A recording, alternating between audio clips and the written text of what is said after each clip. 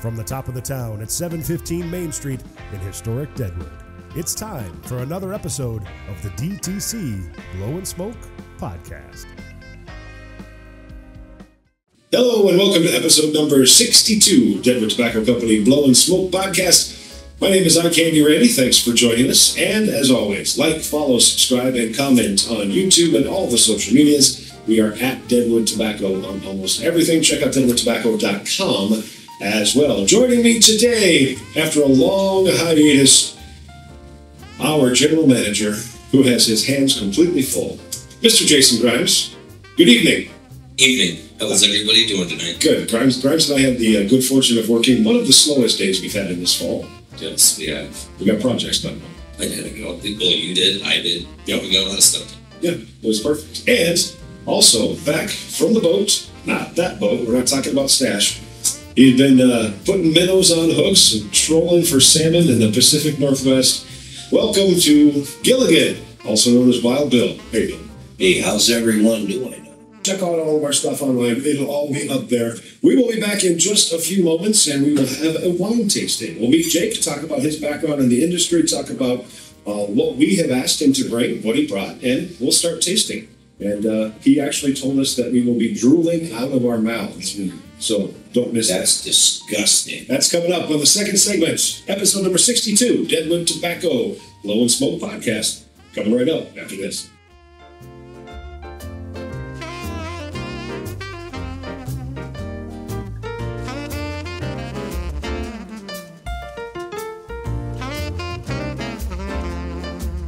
Hello and welcome back to episode number 62, Deadwood Tobacco Company Blow and Smoke Podcast. And now we're going to get shit-faced. No, that's not the purpose of this. It might be a byproduct, though. We are joined now by Johnson Brothers' own Mr. Jake Parker. Welcome. How are you? Everybody at home? I'm doing well. So just a little bit about you and what you do before we get into all of the wine stuff. As I said earlier in the podcast, you are a wine guy with Johnson Brothers, and I know you have a number of other things too, but specifically for Deadwood Tobacco, if there's a wine on the shelf, it comes from you. So tell us a little bit about your background in the industry.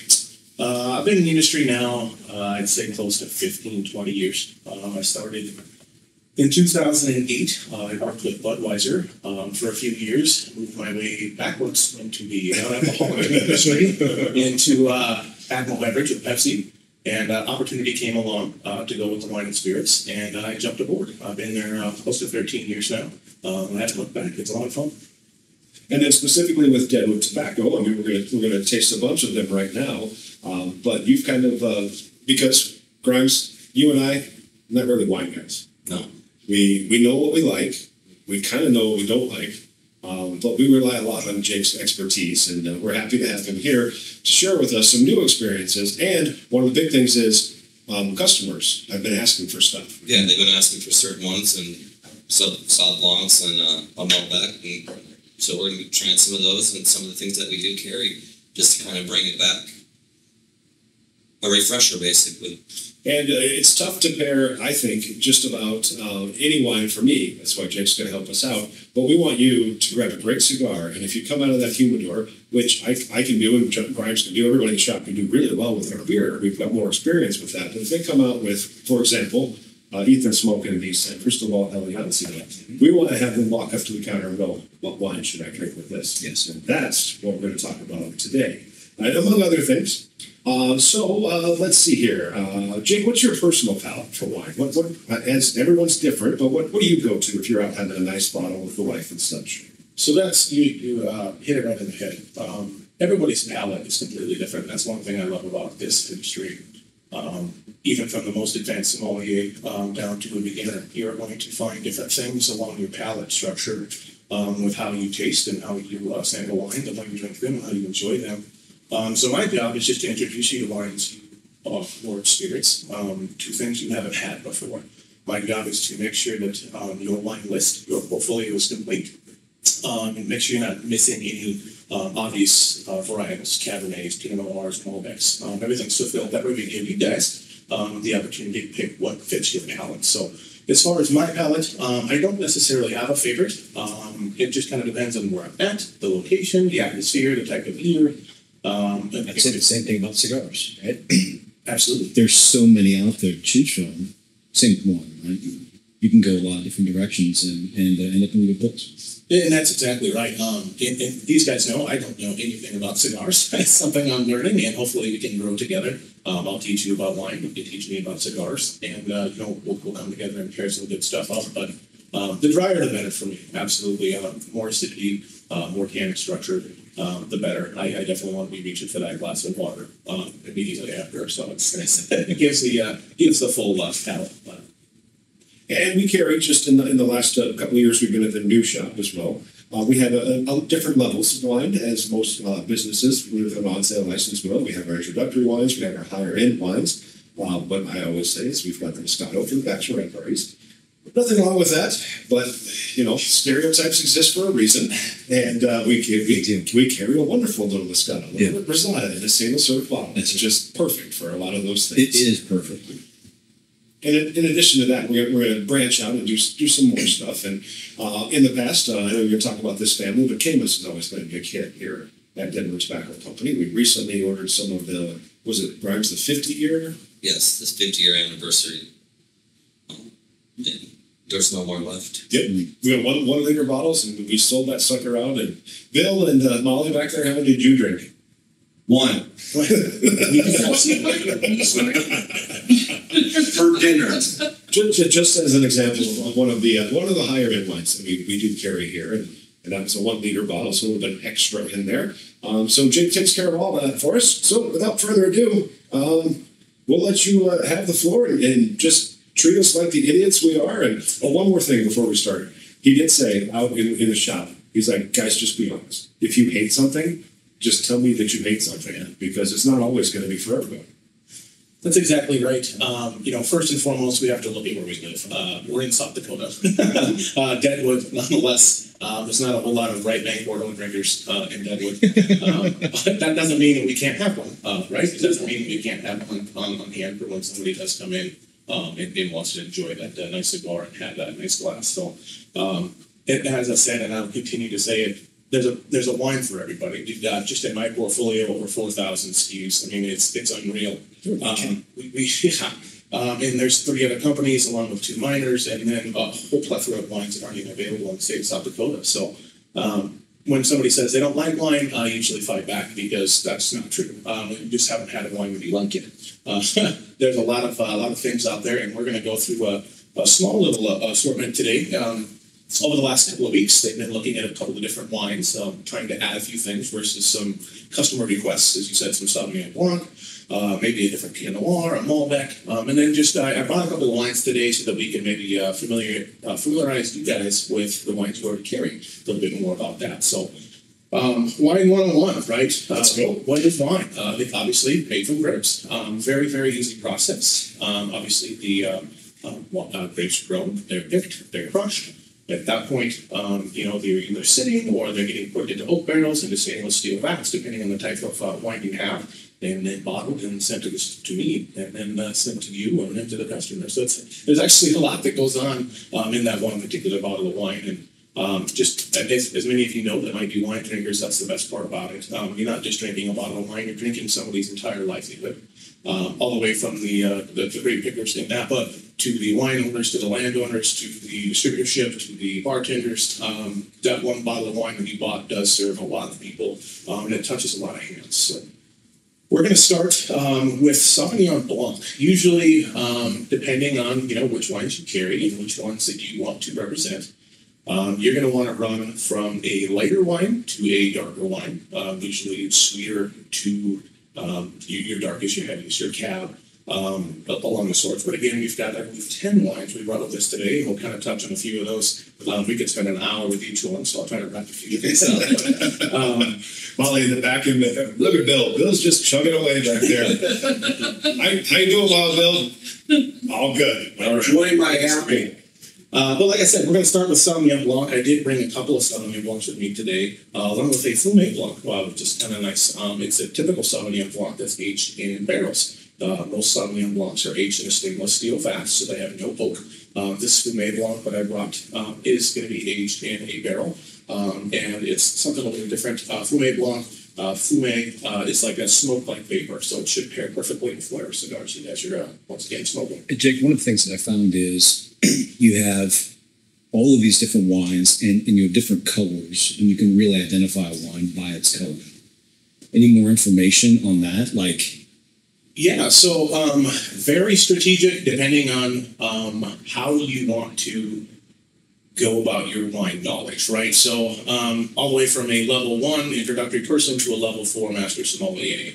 There's different strategic laws and guidelines we have to follow. So for instance, They're saying like a Chardonnay would be more full body in the white, yes. and then a Riesling would be on the other end. Correct. So, and that's just going to be based on how the wine is made. Of course, where the grape, the colors of the grapes, the location of the grapes. You can have obviously Napa Valley. There's winery after winery after winery, and they're all grown within 100 miles of each other, but they taste completely different. So each area, the dirt that it grows in, the type of grape, it's going to give you the colors that you need, the flavors that you want. So there's definitely a lot when it comes to it. But yes, absolutely, a wine. I guess a craft person, somebody like a true sommelier would be able to take a look at a wine, open it, smell it, look at it, and be able to tell you almost exactly, obviously, what type of varietal is, what it's going to taste like before they can even, before it even touches the That palate. just takes practice, and even with cigars, to be able to identify exactly which wrapper by color, by texture, all of those things. It's an art. Yeah. Oh yeah. There's a lot that goes to it. So we're going to do a little test here. This is something I learned from one of our in-house sommeliers. Sauvignon Blanc, right? So what should a good Sauvignon Blanc be? More often than not, you want it to be very pungent and in your face with tons of aroma. So think almost like a Cabernet with whites. So you're going to have a lot of like fresh cut grass, asparagus, grapefruit, even some mango. But a true New Zealand Sauv Blanc should be very acidic. And most people don't know what is acidic, what is the acid in wine, what is that, how does that make me feel? So again, we're going to do a little test. You guys ever drooled on camera before? This might be a first. So acidity, unlike of cannons, they're going to make your mouth, you're going to salivate, basically. So very simple, very quick. We're going to take a drink of this white aged Sauvignon Blanc.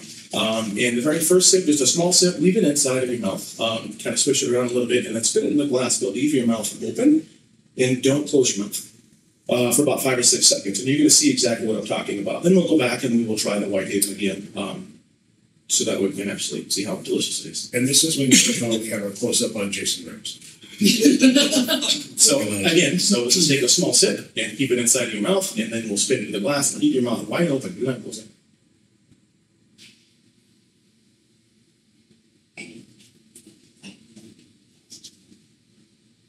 Should I drank it? So as you can see, as you guys are, as you can see, that's what acidity is. So if you are literally drooling from that's what you want in a good Sauvignon Blanc. That's what acidity does, right? It's going to coat your palate, and it's going to make, obviously, you're going to salivate more and more. And so when you're like, oh, well, what does this taste like? Well, very first and foremost, it's very acidic. And then whether you like that or not, it's going to choose what. Would you say grapefruit and blackcurrant? So this particular wine, again, and that's what's kind of nice too. My palate's going to be different from yours, different from Randy's, and based on year, that but definitely a lot of grapefruit, a lot of pear, some apple for me particularly. What do you guys think? It might be a power of suggestion, but I definitely, once you said it, the grapefruit's coming in now that I've had it. That's 20 seconds afterward. What about you, Bryce? I don't know. And that's okay. That's just like cigar. If you were to give me your cigar, I'd say, well, it tastes like smoke. I mean, it's just a learning curve that we all can enjoy together. So I did get. Did you guys say there was pear in there? I get some pear. That's what I really picked up on, was pear. And that's what's nice. That's why I think I love doing wine demos, because I sell these wines every day, 365. So I know what they're supposed to taste like. I know what I taste, but I want to hear from you guys, because I want to know I can use that information with other guests and other customers. So now, however, if you guys would like to try a sip of this and actually swallow it, another lesson that I did learn, this is actually from a beer guy a long time ago. Most people, they take a drink and they immediately, what does everybody do? They open their mouth, right? They take a drink and, oh, this is delicious. Well, all of that flavor and all of that texture just came flying out of your mouth. So the proper way, in quotations, is to take the drink, obviously take the mouthfeel, however you will, swallow, keep your mouth closed, and then breathe out your nose, and it's a completely different experience. And this would, at least color-wise, be a medium, right? Something like that? More light body. Okay. Yeah. All right. So did that change anything? Yeah, now it was much more peary for me. I think less of the grapefruit, but more of the pear. It's actually pretty damn delicious. Lemongrass. Lemongrass says the peanut gallery. Really? Lemongrass, yes. And Also, like the back half, maybe. Yeah, I can pick up some lemongrass in the back half, but it was really peary. It has some like crisp apple there. Like, me neither, but I've smelt it. And for those of you at home, if you, I would say a trick to the trade, if you hear elderberry, blackcurrant, he's like, just go to your local farmer's market on a Saturday afternoon and just start picking random fruits and veggies that you've never tried and try it. Exactly. Oh, okay. That's what that's supposed to taste like. Because again, all right, what's elderflower? Oh, what does that taste like? Well, odds are they're probably going to have some. Go try some.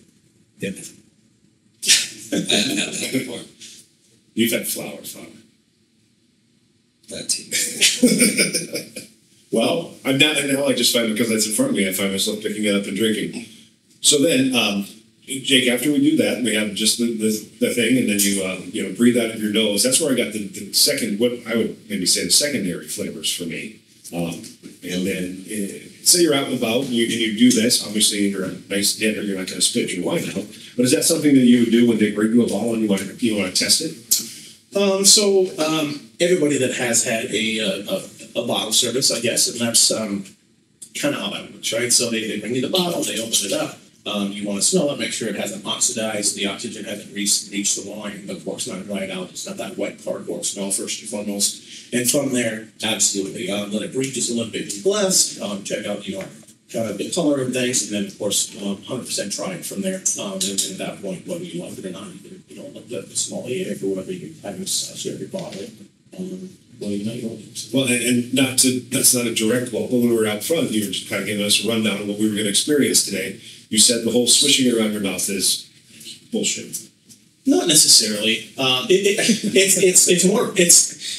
I wouldn't say bullshit, but it's not exactly what everybody thinks. You send it to people, they spend an hour looking at it, and then they're basically, it's like water, you're gargling with the wine. And for me, that's not. I mean, it could maybe master sommelier, maybe they're getting something from that, but it's just an introductory person, more or less just letting it see how it rolls off your tongue, where it sits on your palate. That's more or less what I'm looking for. A drier wine's going to kind of roll towards the back of the palate, whereas this is going to kind of stay up front and roll off the sides. And then at that point, just swallow and breathe out of your nose. Because the second you open up your mouth and swallow and open up your mouth, there's so many flavors that are coming flying out of your mouth that you've now lost. So once I learned that, I was like, well, that's 5 years of my life are wasted. I never had to try all these wines. So, if you would do a really high-end wine in this category versus a lower end, what are the nuances that you would pick up? I mean, what would distinguish a really good version? So Sauvignon Blanc,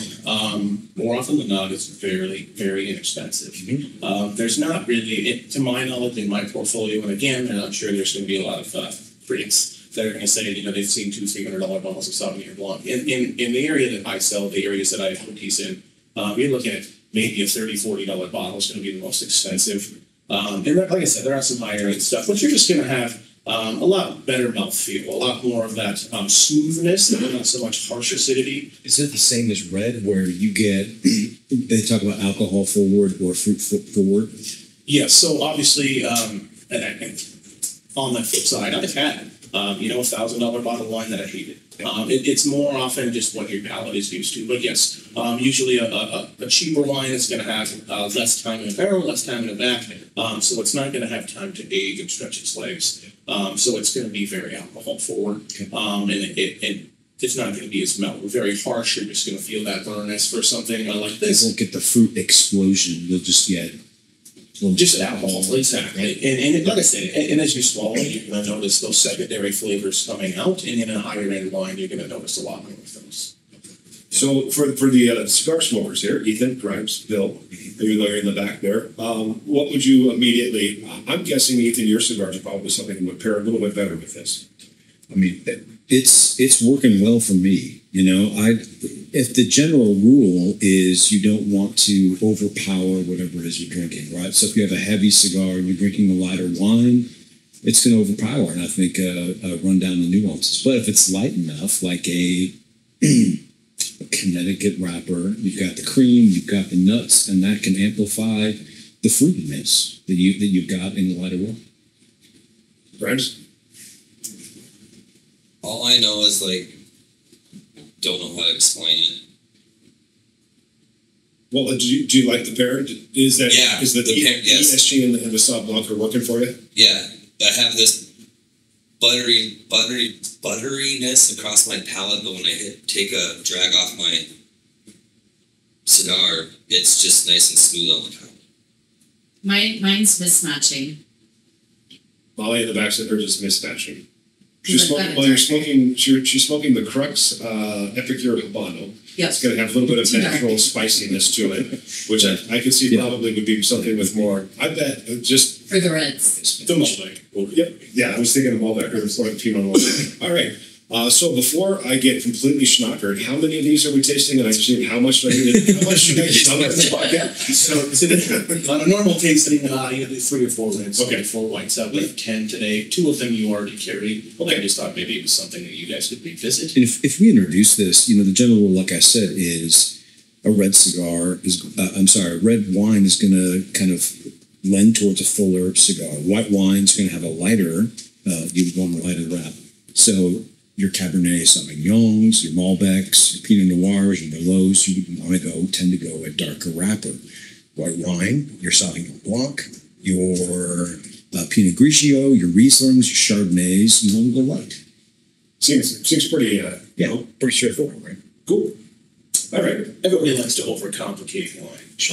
And it's very easy. White goes with white and red goes with red. I mean, obviously you can intermingle with those. If you want a good glass of Sauvignon Blanc with some chicken, it's going to go great to our cab. You think about red, right? And you just don't want white wine with a hearty steak. You think about white wine, you think about fish, you think about chicken, you think about stuff like that. That's right. Yep. Very good. So we will move on to another Sauv Blanc. What we just had was from New Zealand, Marlborough County. We're going to move now to the, from Emilo, if I could get that bottle from somebody, possibly. And I did this Emilo Sauv Blanc. This is going to be Napa, so you're going to see the... So Emilo, I've been saying it, but I'm going to say Emolo. There you go. Emolo. Right, potato. Okay. I've heard from the winemaker. I've heard from the rep, and everybody. It's different. Every wineman I've heard a lot of it. It's like Kamala. You don't even not sure. That's all. Don't let the podcast. That's all. Don't let the podcast. I mean, that might get us either the best or worst ratings we've ever had. Just saying.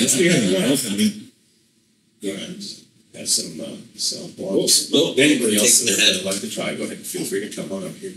Yeah, you guys have no table service. You got to get your asses up. Yeah, my apologies. I'm connected. Those are back there.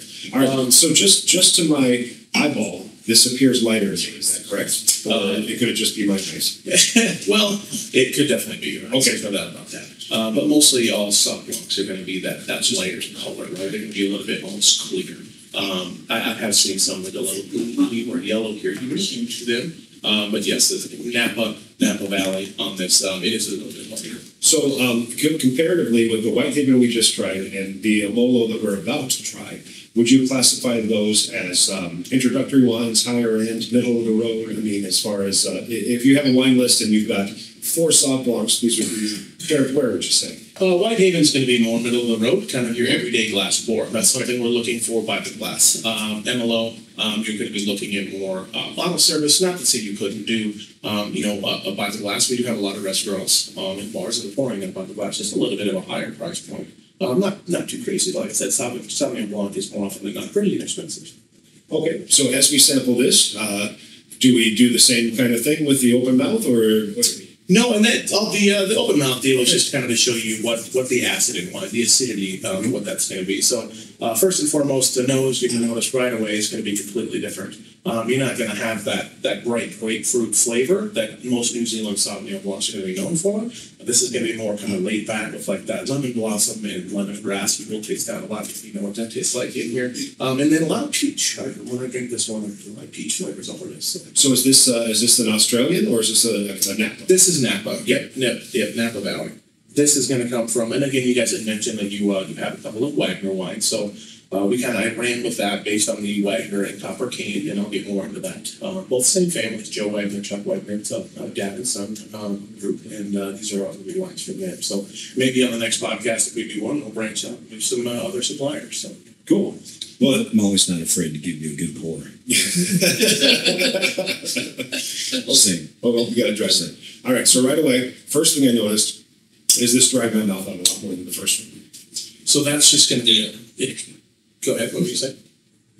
It did. Yeah. So from that, it's just going to be a lot more of that tannic structure, right? Maybe not a lot of acidity, different, completely other side of the world, right? So the dirt, the earth, everything that goes into that grape is completely different. So this will be again. It's a little bit of a higher wine, so you're going to have a little bit more of that alcohol, which is going to draw your palate out. And it's just, overall, it's a home run. We definitely do a lot of business with these things. So, Peanut Gallery, what do you have to say? This is a little bit more structured, whereas like the Whitehaven is very just kind of citrusy and. When you say structured, If you couldn't hear, she said this one is more structured to her, where the Whitehaven is more citrusy. So I think from what I get from that, this has a more full body versus more of that watery, versus more of that watery mouthfeel. It's got more viscosity, right? It's going to be a lot more thicker, and it's a big key factor in a wine's body and the texture of how it's going to be. and is that what you're looking for when you swirl the glass? You're looking for the viscosity. You're looking for how it drapes. So you're referring to like the legs of wine, and some believe that a long time ago, like the glycerol and the viscosity of the wine contributed to the legs, and scientists have now proven that it's actually the alcohol that plays a more important role in forming those legs. So the higher alcohol in that particular wine, the slower they're going to come down the glass, the thicker they're going to be at that point. And again, so when you see somebody swirling their glass, two things are happening. One, they're getting that wine oxidized. They're trying to let it breathe. A higher end bottle should be opened, at least an hour. You're looking at, possibly even calling ahead and saying, hey, can you open this? Both reds and whites. No, not necessarily, mostly reds. Okay. Can you decant this for me? And what that's going to do is just going to be, imagine, I use a reference a lot of people laugh at. You're in prison in a bottle. If you're the liquid in this bottle, trapped for years and years on end. Well, what's going to happen? You're going to come out all crabby, you know what I mean? So stretch your legs open and let yourself breathe and,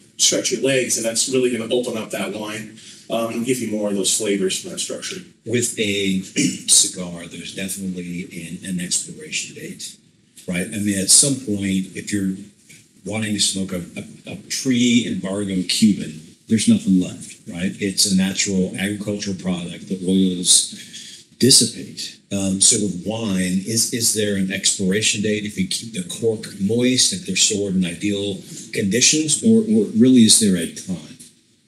Every wine has a prime. Every grape has a prime. So what's kind of nice about that is, depending on the grape, Chardonnay is more often than not good. Okay. Not to say you cannot age Chardonnay. Again, it just depends on the type of grape, how much money was spent preserving that, how long it's on the leaves, how long, lots of different things go into that. But a good cab, is something, for $40, $50, $60, $70, $80, $90, you can store that indefinitely.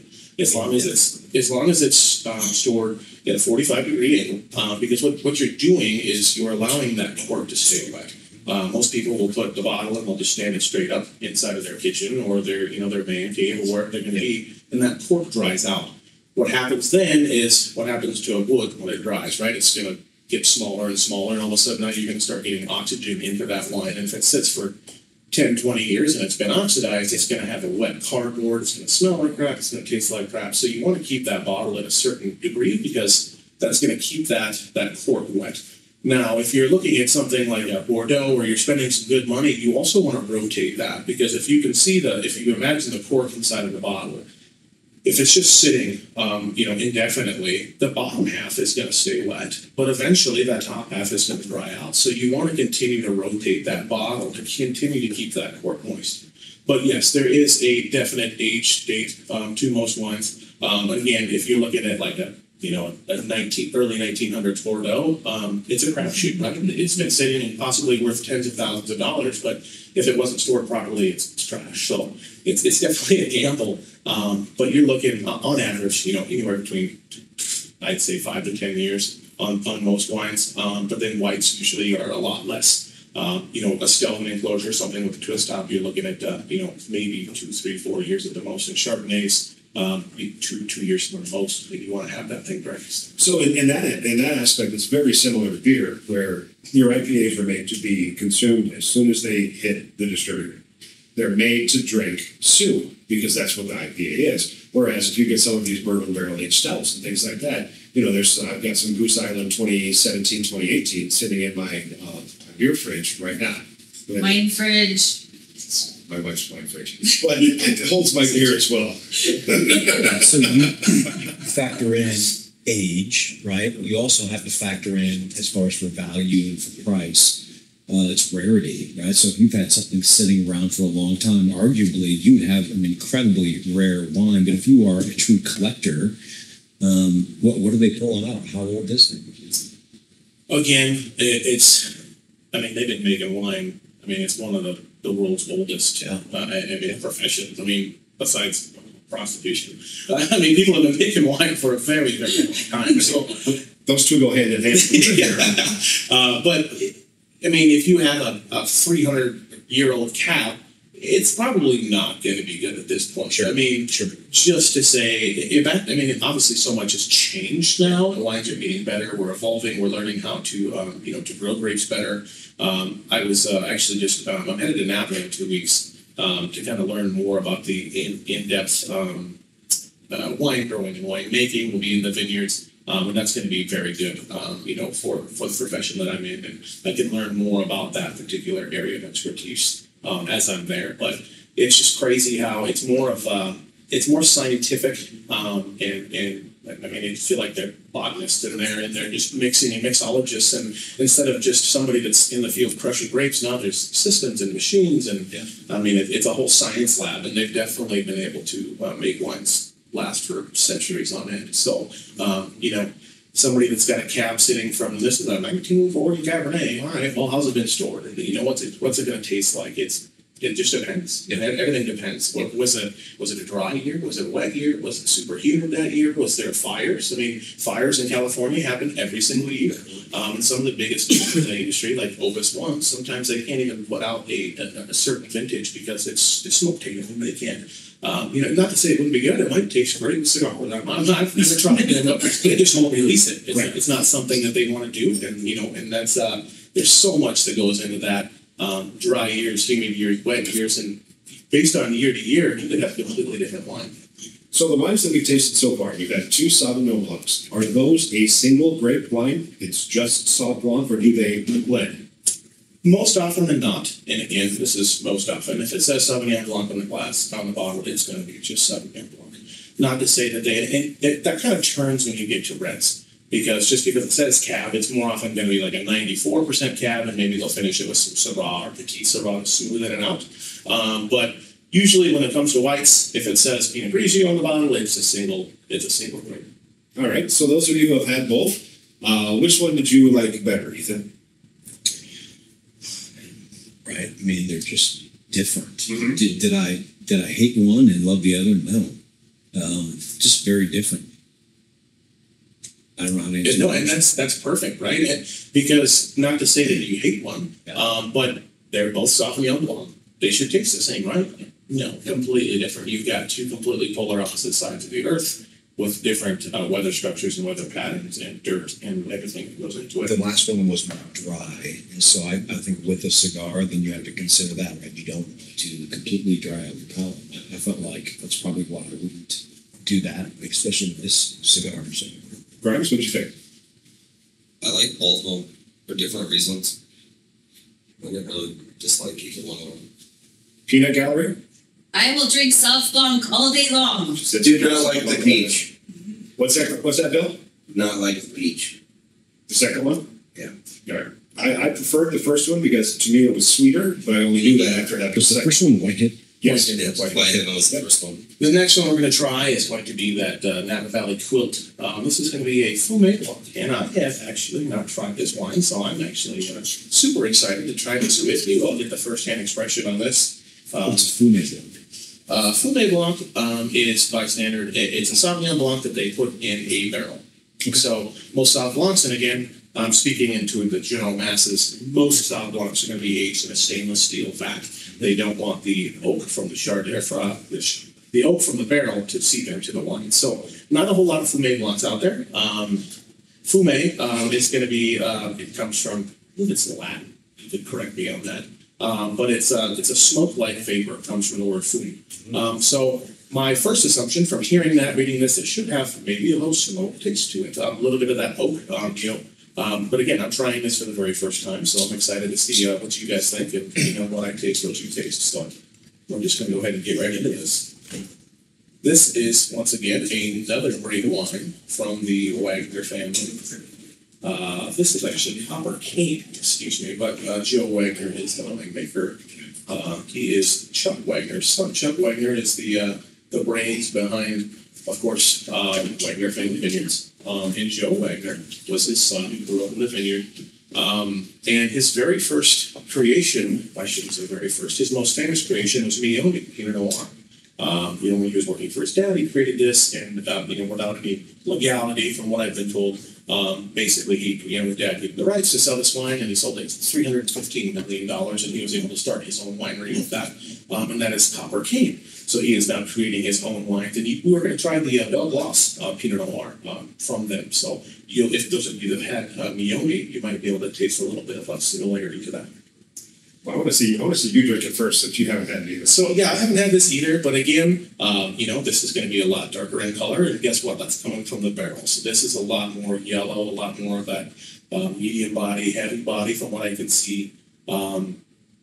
It's darker in here, so I can't necessarily see a whole lot. Looks like it's going to have quite a bit of acidity and definitely a lot of tannic structure and probably a ton of alcohol from what I can see. But perfect, we'll definitely try it. See, awesome. So right at the nose, I can definitely tell the difference. I get more of that oak, and there's a ton going on there. Right.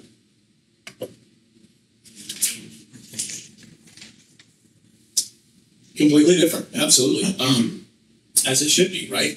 Back to that acidity, lots of acidity in this, kind of like back to the first, just not as dry.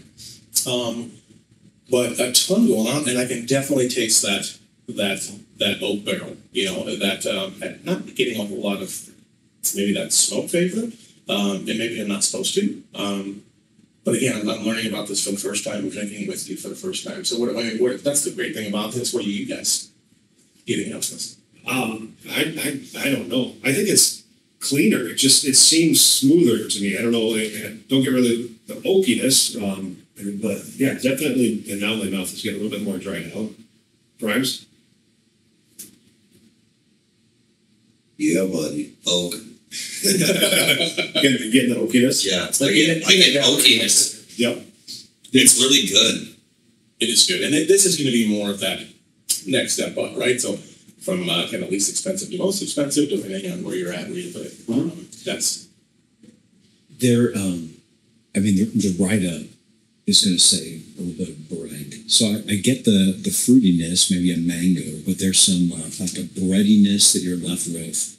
And maybe this is already been Well, it doesn't help that I'm smelling this while you guys are drinking cigars. So yeah, I smell smoke. Oh, wow. Yeah. That's not helping, but however, very pleasant. I fully enjoyed this. Well done.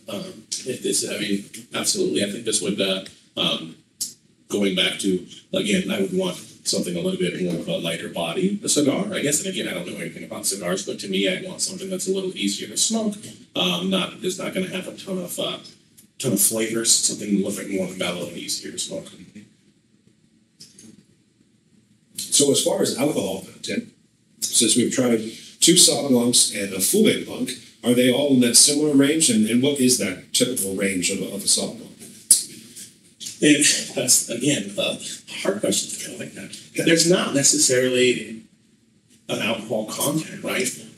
It's just based on year over year and particular winemaker, and but you'll be looking at, I mean, on average, anywhere between 13 and 18% is pretty standard, depending on what part of the world you're going to be in. And I guess I didn't even know that bottle was taken away from me. Does it say on there? Yeah, the Omolo's 12.5, the Quilt is 13.5. So 13.6. Yeah, both. And as a white wine, you definitely should be.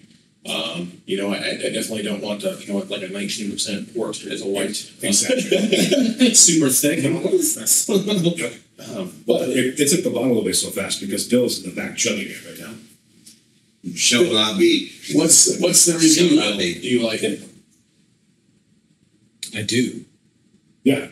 Thumbs up. Yeah, I am too. I think this is my second favorite. The first one I liked the best, the White Haven. Didn't really care for the middle one now that I've had a third one. And the third one is the second for me. Bill, what do you think? I didn't have any of the third one. What's wrong with you? I bypassed. Oh, skipping it, huh? He had a bypass. Had a bypass. All right. I hear that wine is good for the heart, right? I think technically it makes it glad the heart. Is that right, Ethan? Is that in the Bible? Sure. Kind of sounds like it. The last day keeps the doctor away. Yeah. Reds. Yep. From the tannins. They're actually good for you. All right. Well, just because we have more. That's there. We're going to move on from our Sauvignon Blanc section. But then again, so a lot of similarity between those three, right? Lots of acid, lots of flavor, a lot lighter. And that's just your standard Sauvignon Blanc. But it's kind of nice to see one that's from New Zealand, another from Napa, and then one that's, you know, aged in oak, which is kind of different. So, however, we move into Chardonnays, and again, it's just a different rate, but a whole different category and a completely different flavor. So we're going to move on. The next particular wine we're going to be trying is the Marseille. This is from Santa Lucia, the Chardonnay. Again, it's another Wagner wine. And Grimes, this is one we pour. Correct. Yes, it is. Correct. So I brought a couple of the same wines as you carry, simply just because why not learn about them? Why not find out a little bit more about them and taste them, so that way you're able to, the next person that comes in and says, hey, I love Chardonnays and I want to pair this, you'll know exactly what the wine tastes like and you'll have a better idea of what you want to pair that with. So, and before we taste the Chardonnay, probably definitely rumor, what I always heard is that Chardonnay is for old ladies. Again, just what I've heard. Is that wives' tale? Yes. Okay. Well, I am obviously not an old lady. Fair enough. Mid-30s gentleman that loves Chardonnay, especially when it's hot out. If it's 70, 80, 90 degrees during the summer, I am not going to turn down the glass of rum on a Chardonnay. So, full disclosure, love Chardonnay, and it's for everybody. But again, it just depends on my palate. I love oak. I love butter. I love bourbon. I love oak. I love everything about it. That's probably why I prefer that Fumé Blanc. It was just better flavors for me. This is really interesting because there's a strong, to me, citrus note, and then it ends with this kind of like spicy ginger sort of deal. So, you of the Chardonnay you just tried? Mm-hmm. Okay, perfect. Yeah, it's been a minute since I've had this one, so I think that's what's nice. We try so many different wines, and I sell so many different wines, and sometimes you kind of forget what they taste like. So it's nice to have a refresher. So is it, are Chardonnays categorized as oaked and unoaked, or is that just a preference? It just depends how it's aged. So after crushing and after, it's sat on the lees, after it's been, you had the yeast and you had the sugar and alcohol, whether you want it oaked or not is going to depend which particular container you're going to put this in. If you want it to be oaky, if you're going to put it in the barrel, and if you want it to be unoaked Chardonnay, you're going to put it in stainless steel vat. And you're going to have two completely, once again, different profiles. So One's going to be bright. one's just going to have it's a lot less butter, a lot less of that oak, and just when you think oak, to me, I'm thinking caramel and butterscotch. Like a new oak, that new oak flavor, caramel, butterscotch, smooth texture. You're not going to get that unoaked. It's just not going to come from the grape itself. You're getting those flavors from that particular barrel. This was interesting too. When you look at the kind of a general wine and cigar pairing guide, obviously reds, dark, whites, lighter. But the exception was like a Pinot Noir and a red. They would kind of switch that up and they would say, no, you could do a Connecticut shade with that, which is really interesting to me. And a Chardonnay, right, they're saying this is the one that you could actually do a Connecticut broadleaf. So that's kind of counterintuitive, where because of this spiciness, maybe, I don't know, that finish to it, the ginger is what I was picking up, you could actually do a darker cigar and that would enhance it. And your slide here says Mexican San Andreas as well for Jake, who's not a cigar smoker. Those are some of the darker wrappers that we carry. It's counterintuitive, right? For a white wine, that would be a darker wrapper. And that's simply because Chardonnay, and again, I'm speaking to the masses, Chardonnay is going to be some of your driest wines. And so just because it's white doesn't mean it's going to be light. Chardonnay by textbook usually is going to be a lot heavier, a lot more alcohol, a lot. And again, it's just going to be something that you could smoke a bigger cigar, a whole cigar with that, more full body, because that's going to complement that wine particularly. And then Pinot Noir, the reason I use that is that Pinot Noir is a very, very thin-skinned grape. And you're going to have a lot that your tannic structure is going to come obviously from the tannins, but a lot of it's going to come from the grape skin itself. And Pinot Noir by textbook is very thin-skinned. You can poke it very easily. Versus Cabernet, I mean, you're really going to squish those things to get some juice out. So even though it's a red, it's just a lighter red. And again, Chardonnay grapes, a lot thicker, and they're going to, it's just more of a full body wine. Very nice. So, not particularly my palate. Maybe it's just not fitting with my cigar, but of the four, I'm a white-handed guy. So, number one is my favorite. Grimes, do you have a favorite? No. Just like them all? I'm not going to say I like them all. I just don't have a favorite. Which one would you drink last if they were put in front of you? Probably the second one. Okay, this is interesting. So I just switched up the cigar, that last one, because of that spicy aftertaste. The addition of Special, which would actually be a Habano wrapper. So now we're into a medium cigar. And it's fantastic. Good pairing. I love the pairing. Yeah. So Chard with a Habano is what you think? All right. So I'm thinking that I would say it's good. the pepper or the ginger, that's textbook by county too, right? Yep. Depending on where it's grown. But that's this particular wine from the Highlands, St. Lucia, it's going to have that real zesty, like Monterey acidity, and it's going to give you more of that, I guess, pepper. I mean, it's going to be more pungent would be the word I use. Where it's like, whoa, what is that? And it's a very back of the palate. I don't lose the wine with this medium-bodied cigar. Thanks. Very good. All right, well, before we move on to reds, we're going to shuffle the dais up here, and we will allow Jason Grimes to go sit back in the back, and we will ask the fishermen to come forward and do the reds on camera. And we'll be right back in just a little bit. This is episode number 62, Deadwood Tobacco Company Blow and Smoke podcast. Once again, Jim Parker from Johnson Brothers, Jason Grimes. So Wild Bill's coming back up here a little bit. That's Ethan behind the board. We're going to do some reds coming up. Yeah. Going to be bigger, bolder, and given most of our cigar people, it's probably something that we'll be able to pair more closely. That's coming up next. The Reds with Jake Parker from Johnson Brothers and Wild Bill, Deadwood Tobacco Company.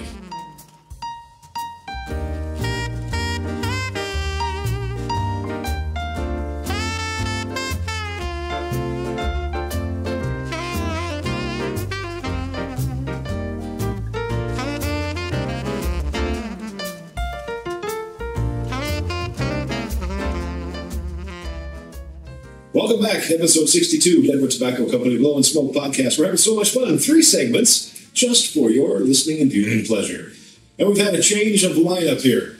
Wild Bill, you can see him in the back, almost dozing, just over my shoulder. You can see him the top of Grimes' head. The boys have taken their back seats. They're still sampling. And off camera, we took a couple of quick samples, just for the essence of time. So quickly, Jake, we did a Sea-Sun Pinot, correct? Correct. And a Bowen Pinot.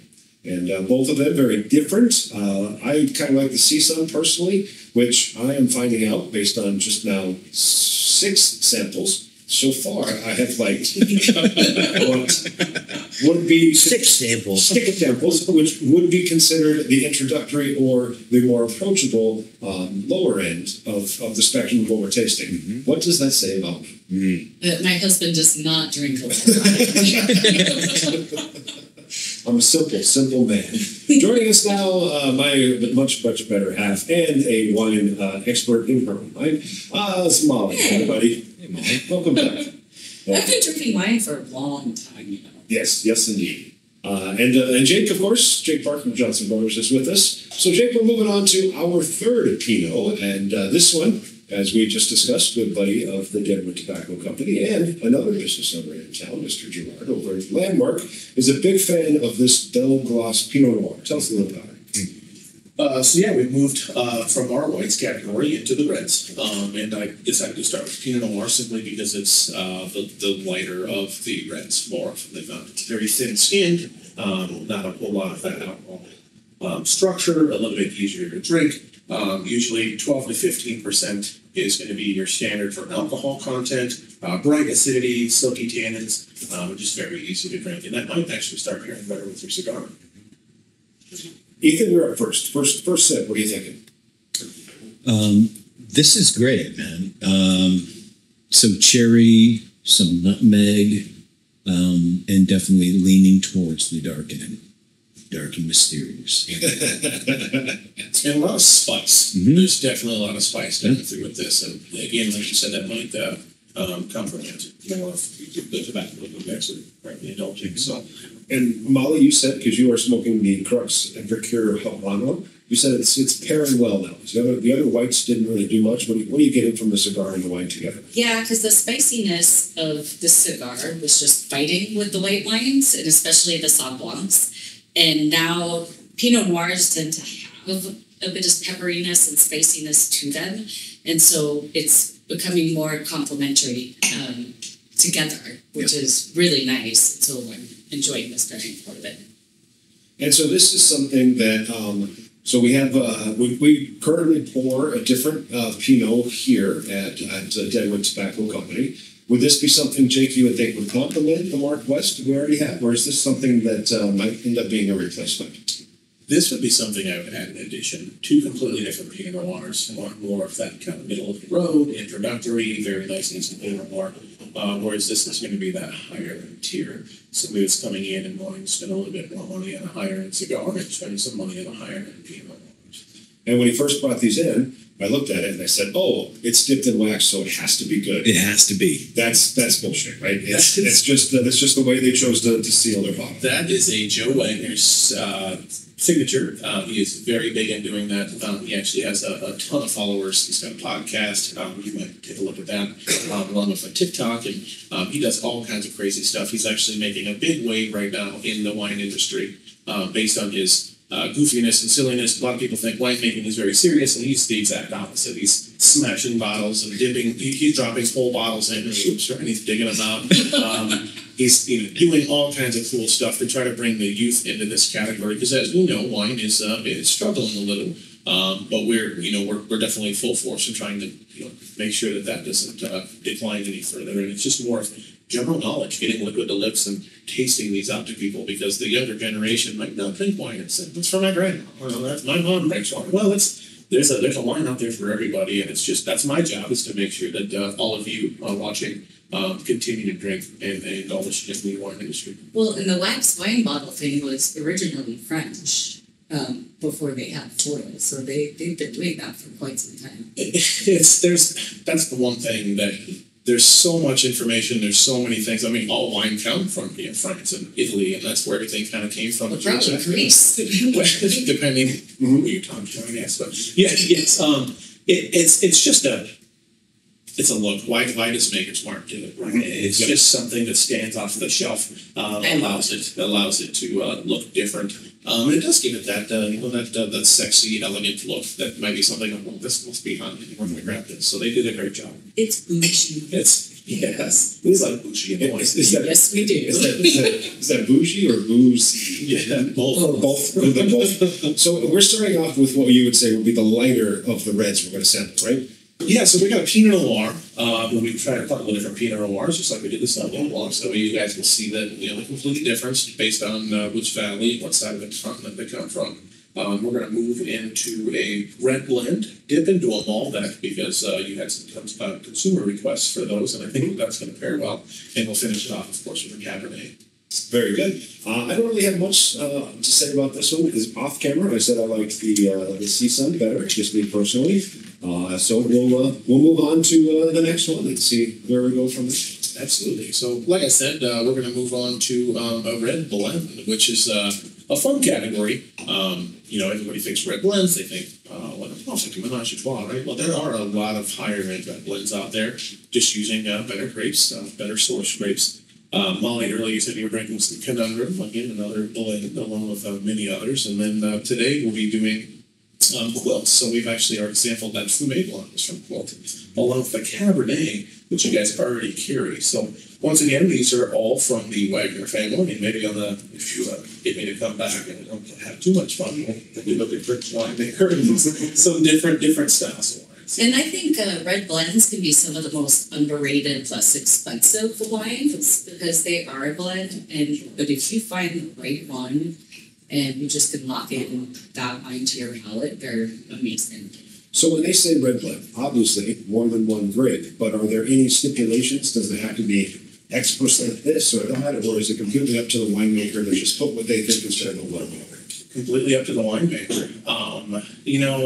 Fact, fiction, hearsay, basically in the industry. When you're making wine, you've got superior grapes, and if you were, say you're Camus, and you have to have very specific grapes, if they were too wet or too dry, the very select few amount of the grapes that they actually grow come to harvest and get put into that glass of Camus Cabernet. So what do you do with the rest, the rejects, right?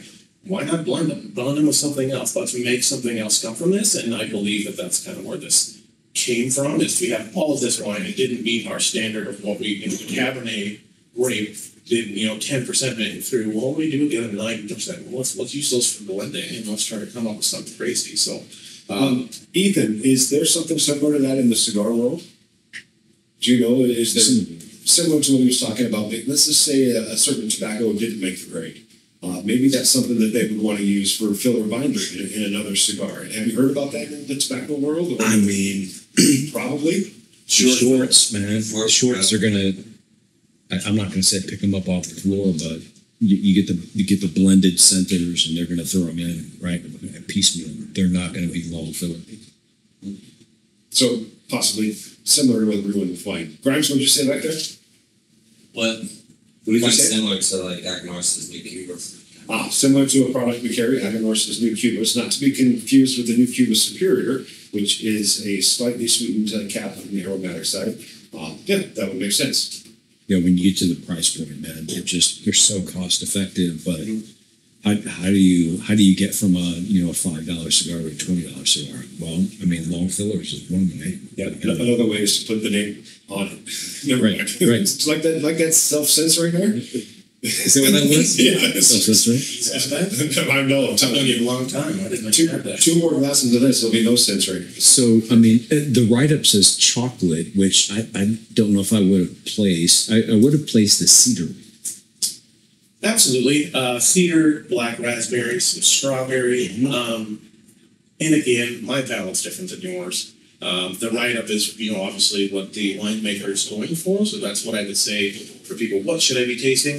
More often than not, it's going to be on the bottom. And most of what you need to know about a wine is on the label, what's on the bottle itself, where it's from, what it's going to taste like, the alcohol content. It's all right there. Spin the bottle around, it's going to have a little winemaker note on it.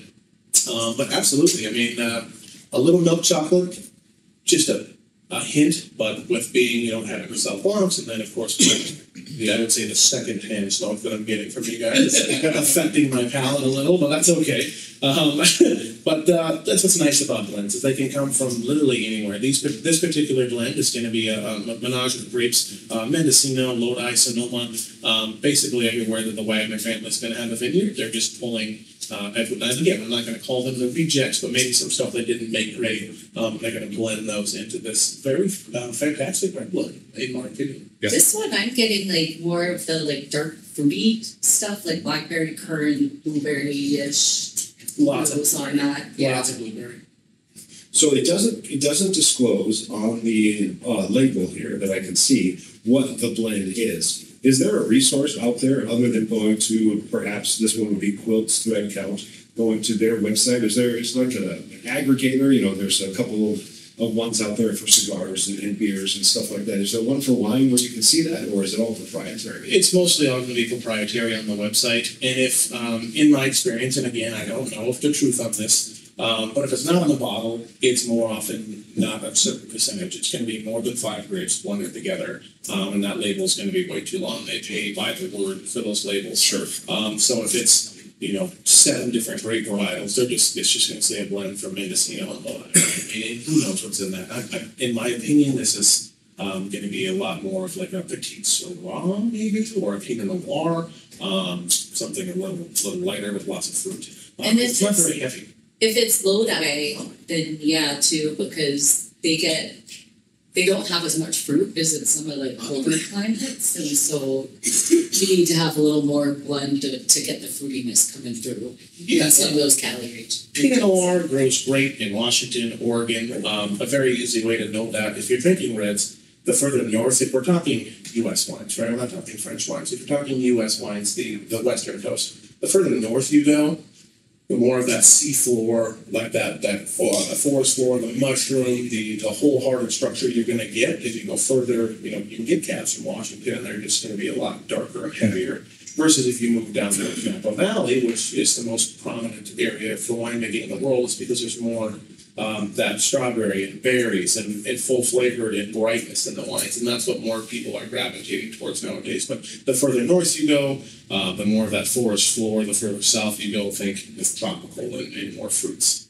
And we were talking before we were on camera out in the front there about tannins and sulfites. Can you kind of just briefly give us the synopsis of what you were talking about with tannins and sulfites? Absolutely. Tannins are found everywhere. It's just in the grape itself. It's a plant compound, tea leaves, grapes, most often found, and that's just going to be just the chemistry behind wine, right? It's just like the lees in sugar. It's just it's dead yeast. There's so much more going on in winemaking than most people realize.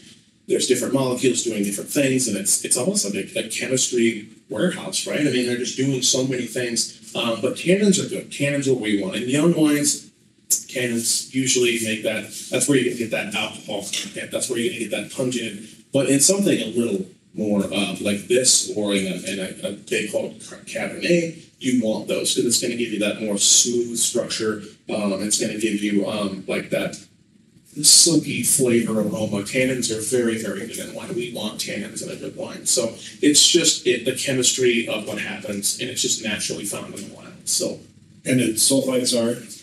It's just an added process in wine, like a preservative. It'd be the best way I can describe that. So if you get the headache after the end of the night, it's coming from the sulfites in that wine.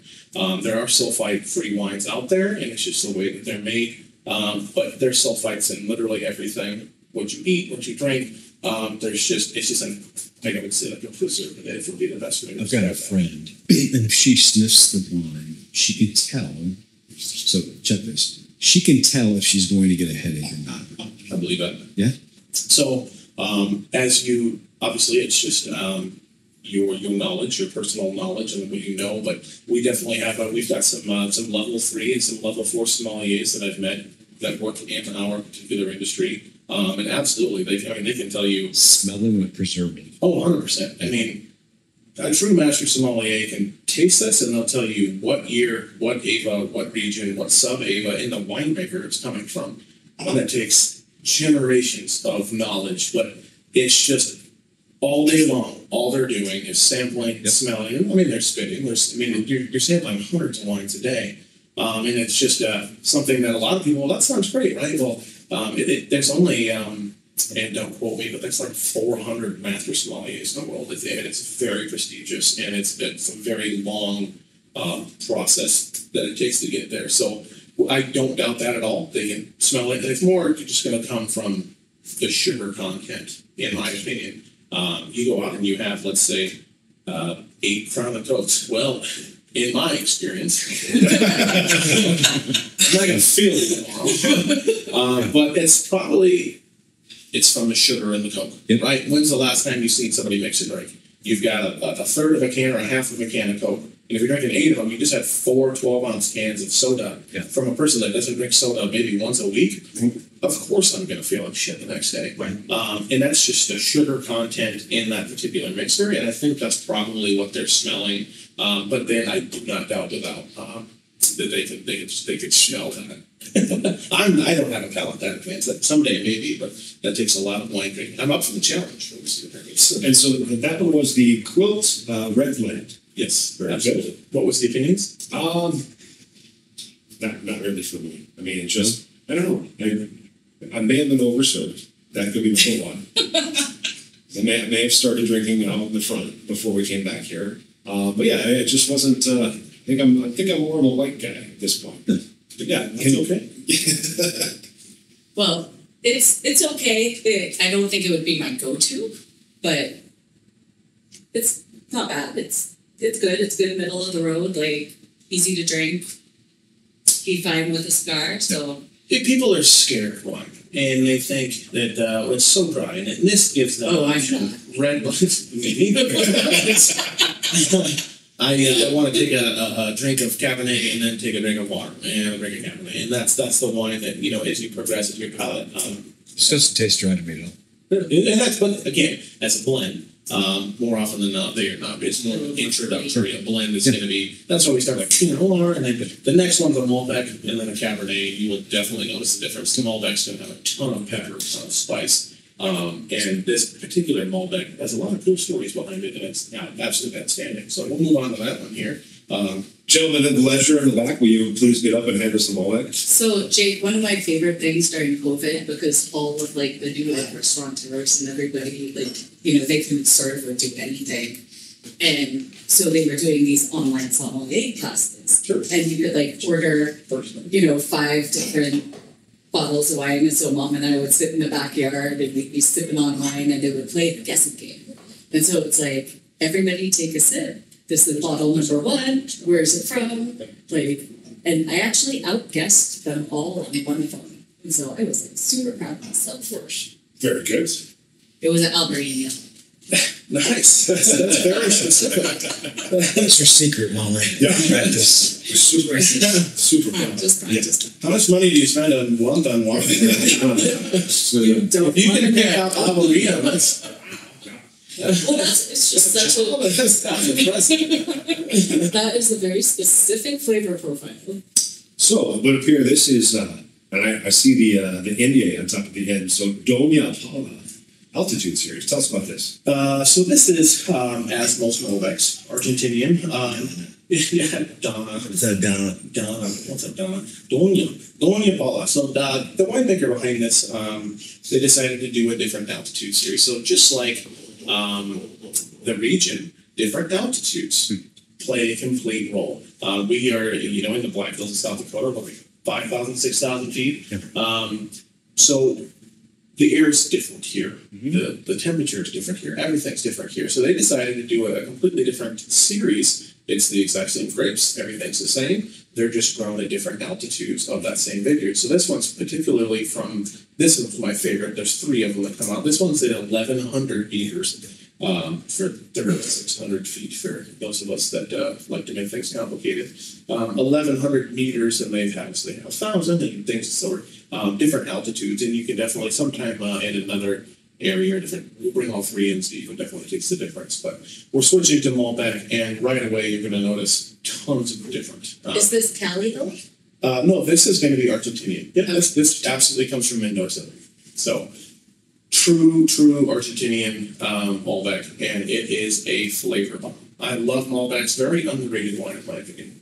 There's a really rich guy from LA, and he started his own cigar brand. They will go unmentioned. But he would say it's a Costa Rican Puro. And I'm like, Costa Rican Puro? Like, what does that mean? And he would say, what we've done is we've grown all of these tobaccos at high altitude, which brings out a whole different nuance. And we've got the best people working on this, so we fine-tune this. Well, if you talk to people in the industry, they're like, I mean, Costa, we don't really use that because at high altitude, that makes a thick leaf, that makes a really veiny leaf. And so it's really interesting on, did we get that to work? Sure. Right? Have you actually done something that no one's done before because you had a lot of money? And it's really interesting. Like altitude, man, that affects growing. It affects flavor.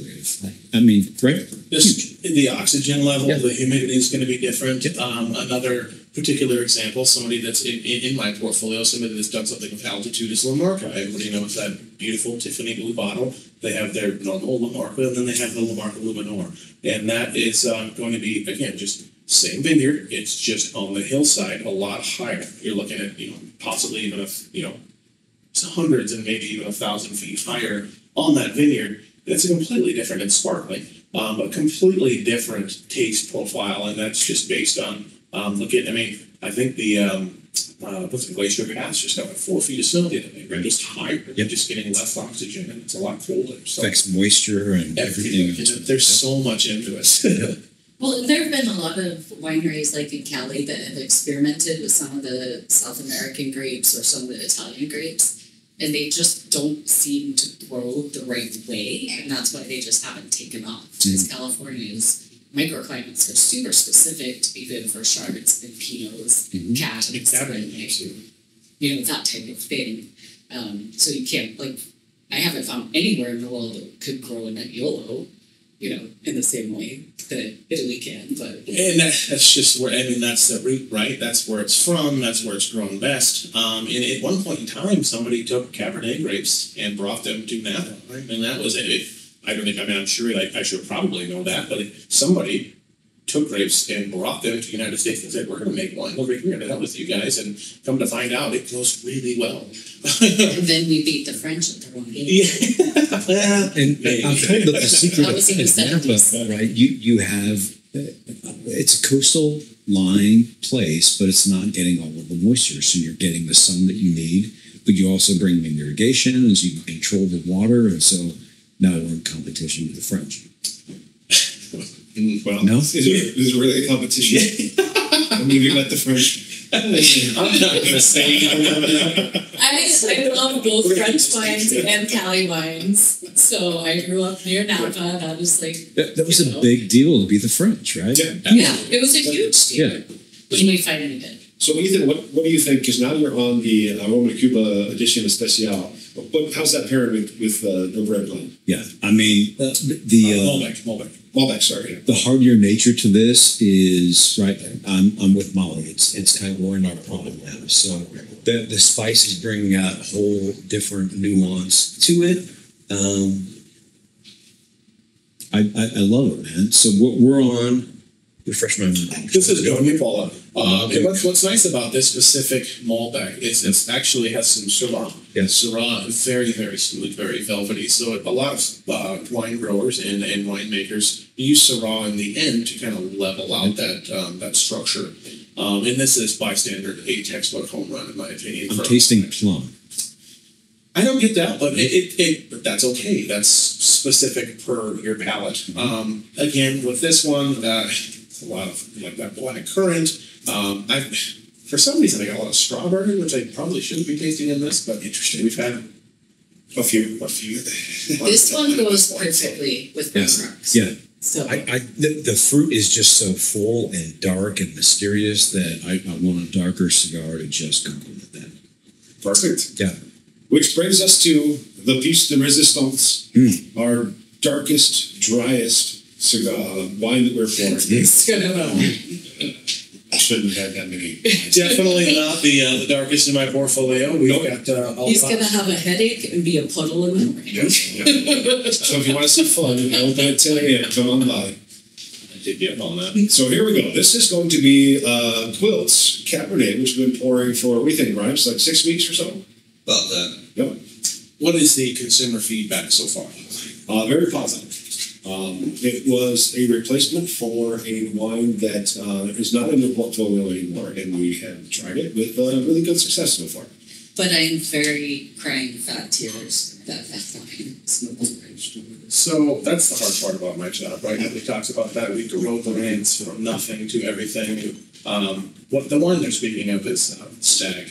Very, very delicious wine. Perfect place in a lot of menus. It's obviously dead to me now. I wish them well. Good luck on the other side. However, this is, I wouldn't call it a replacement. This is just another option for us to carry within our portfolio. So we are very cab heavy in our portfolio, and that is simply because, I'm throwing out a number. I'm sure there'll be some fact checkers, but I'd say over half of the wine sold in the world is Cabernet heavy. It's just the most popular grape. It's the king of grapes. That's what everybody's trying to do. That's what everybody's trying to make. And it's just so good. So this When you say heavy, you're saying the consumer base. People want this. Exactly. Yeah. And the wine is heavy Yeah, too. yeah, It's absolutely. a big wine. I would say, and again, I'm just pulling something from nothing, but in my experience, over half of the wine sold, especially in our area, is Cabernet or has some form of Cabernet inside of it. Because this is a grape heavy wine. It is just very delicate. It can be done very, very well, very poorly. But there's just so much flavor in the Cabernet grape. Yep.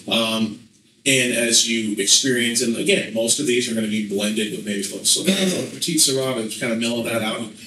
If it says Cabernet in the bottle, it's just more than 75 to 80, 90% Cabernet. And that's just the wall that they can basically finish it anything that they want. But as you'll notice, right away on the nose, it's a fruit bomb. You're like, holy smokes, there's so much. And that's why people love it. They want something that's going to give them that alternative to just, it's another one. It's just another, I don't know. This you can go right away, immediately close. I got dark liquor. But you're going to want to do a Maduro cigar. You're going to want to do an Oscuro cigar. Because, in addition to the grape, I'm getting charred meat. Mm-hmm. Right? I mean, this is something to put with a steak. Absolutely. Yeah. I love this wine. I absolutely. And a limitata. There you go. Shout out to Crux. I got you, Tony. Whoever that guy is. You want to be on the head? Tony? Let's see you here, Tony.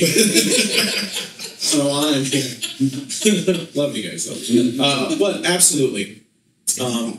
Perfect pairing with that beautiful ricotta. The marbling, the fat is going to pair with this perfectly. My wife, I told you I was going to say them to you.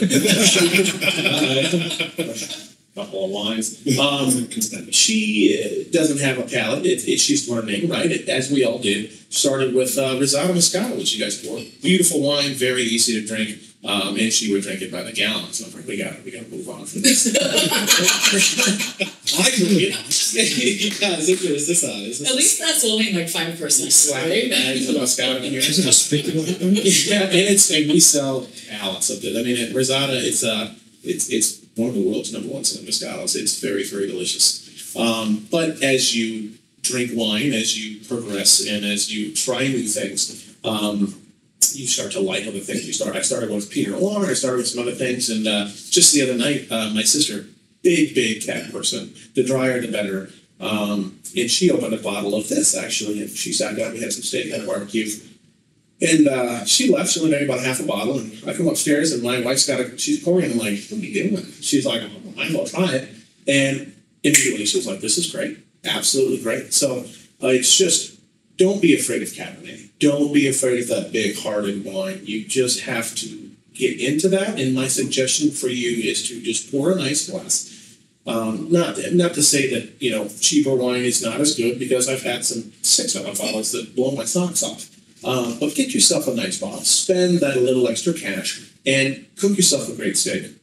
Take a bite of steak, drink a glass of Cab. Take a bite of steak, drink a glass, or just take a sip. Drink a glass. You get messed up. Well, this is great. You just take a sip of the Cab, and you're going to go, holy smokes, this makes the steak so much better. And when we go out, my wife's like, well, you going to drink wine? Well, yeah, because it complements my steak perfectly. So, Bill, question. You hate it when a cigar dries up your mouth. Yeah. But you drink wine. You can appreciate wine. So a Cabernet or a Merlot, which The fruit might be doesn't dry. have a palate.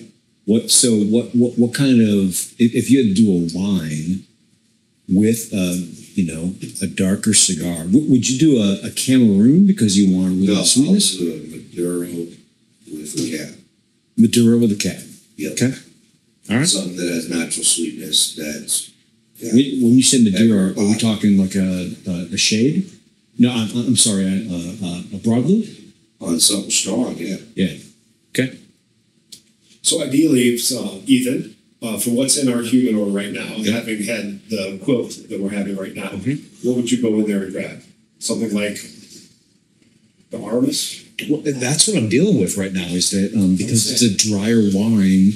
I'm familiar with a dark cigar drying out my mouth. I don't know what wet Maduro.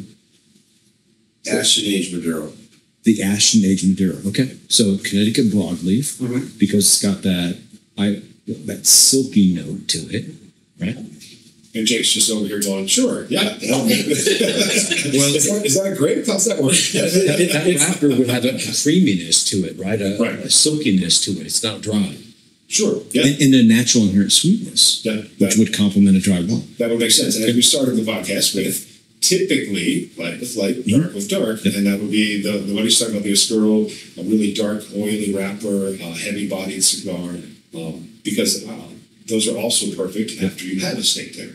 You know, if you go home and if you're not a wine person, that is also something you would pair with a heavy bourbon or something through that. So, Bill, really quick, would you do the same thing with a Merlot? No. No. What would you do with a Merlot?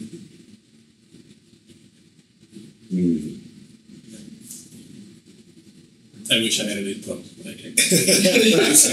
Listening to you guys talk about cigars, it's more of a reality check for me. I imagine this is how my You've got friend. heavy fruit, though, right? In a Merlot. Heavy fruit, heavy grape.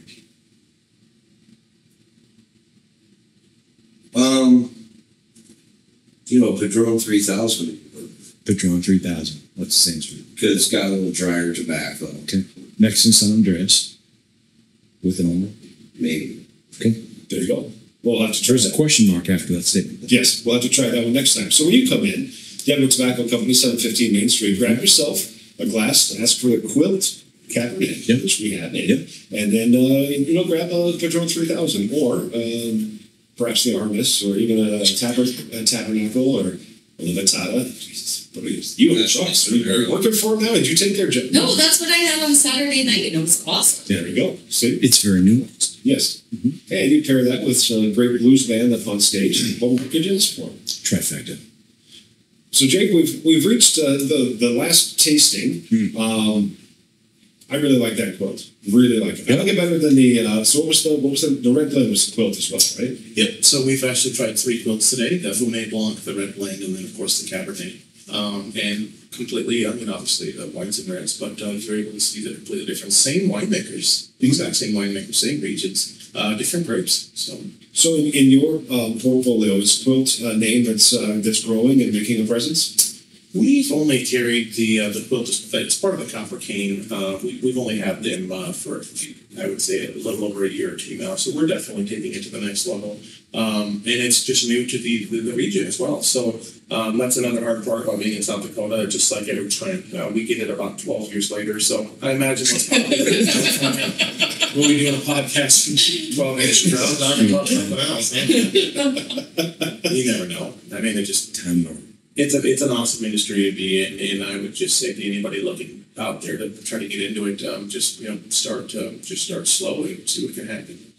Might I also mention, I see what you did with the lights here. I mean, you look beautiful on camera, and the rest, I mean, they're just dark over here. The lights are like focusing right on. I'm like, wow, you look so much better on camera. Sometimes. God, I'm not a news reporter. It's magic, I tell you. So exactly. So Ethan, you have sampled all of the wines. So on camera, we have had 8. Fire away. If you were going to go out with your better half, and let's just skip the dinner part now, because obviously it pairs differently with food. If you were going to go out, what would you go for? I I'm partial to a darker Maduro cigar, and so I would follow up that quote. I would do that, Cab. Yeah, The Cab is your go-to? No. Yeah, I would, sticking with the very first one we tasted, I'm going to go Whitehaven. Really like, really like the Whitehaven. Guys in the back, what do you think? Dark cigar, go with the Malbec or the Quilt. Malbec or Quilt for Grimes? Bill, did we wake you up? No, the Chardonnay was beautiful. Chardonnay for Bill. And Jake? Well, when it comes to cigars, but I love them all. I mean, I really do. There's a different place and a different setting for all of them. Like I said, the Sauvignon Blancs can be more of that early spring, that late fall, that kind of cooler weather for me. But just still definitely hot enough to be drinking whites, and then nothing I want to do more in the middle of winter is drinking a wholehearted Cabernet. So great portfolio from the Wagner family and Founder Kane. These guys do a great job. And maybe, like I said, next time if we decide to do another a pairing, we could. From what I'm learning, the heavier the wine, the better it's going to pair with your cigar. So maybe next time I'll might start smoking some cigars, and my wife, I'm sure, will love that. So Perfect. and then I could start to pair those and better help you in your industry. Dude, you're a natural, man. You're a natural. You just, it's Yeah. obviously an area of passion. It's obviously an area of knowledge and expertise. So we just appreciate you showing up, man. Thank you so much. Yeah, I was a little nervous first podcast, and then I mean, it's just shooting the shit with friends, I guess. So Let him talk about the stuff he likes. Yeah, exactly. So one quick question. How much does this cost? No. depending on There weren't a lot of ground rules. We don't want to get Jake in trouble. Molly, if you had your favorite, what was it? Well, I love the Whitehaven. That is one of my go-tos as a soft blanc all summer long, especially when we've had like 90 plus degrees a lot this year. So I love that wine. And then the Quilt is becoming my new go-to here. So when I hang out and watch my husband work. Very good. And so if you wanted to do a little bit of a sampling of your own, we'll just come on down to Deadwood Tobacco Company. As we said, we are currently pouring a couple of these already. And the purpose of this was not only to inform us, the staff here at Deadwood Tobacco, but also you, our viewers and listeners out there, and some of the options that are available. I look forward to carrying some of these other ones and to have you come in, grab your favorite stick, and ask us, hey, what do you think would go well with this? And then let us know how we did, because just like we are on the craft beer side, we understand that people have complex palates. They've all got personal preferences, and we want to find something that will have you enjoy your beverage and your cigar, both separately and together, as much as you can. So, Jake, thanks for spending a couple of hours with us on a Tuesday night and getting us schnockered. Oh, and we have the dump bucket right here. The one thing that we did not talk about is what happens to the dump bucket when we're done. And I think this is going to be Bill's nightcap. it's like a natural. That means the bartender. Yes, it's a nice It's like King's Cup, like you used to play back in the day where you just dump all your beer in the same cup. Absolutely. I'm sure. It might be okay. I'm still blending this thing, but it might be really that bad. I'm not going to try it. Well, come in tomorrow. We're going to bottle this, and I'll do a special. It'll be awesome. That's it for episode number 62, Deadwood Tobacco Company Blow and Smoke podcast. That is Jay Parker from Johnson Brothers. Behind the board, as always, mixing and mastering the preacher, Ethan. Wild Bill and Grimes chilling on the couch in the background. This is Molly. And for everybody here at Deadwood Tobacco Company, we appreciate you spending some time with us. Make sure you like, comment, share, subscribe, do all that fun stuff. Come in and see us. Lots of live music coming up, lots of events coming up. A blues festival. We'll talk about that a couple more times before we get that sucker launched and announced. But we've got big plans here at Deadwood Tobacco Company. This is episode... God damn wine. Damn it. I almost got there, man. It was the last sentence. Doing great, man. Doing great. Episode 62, Deadwood Tobacco Company podcast. My name is Eye Candy Randy. Thanks for waiting. We'll see you next time.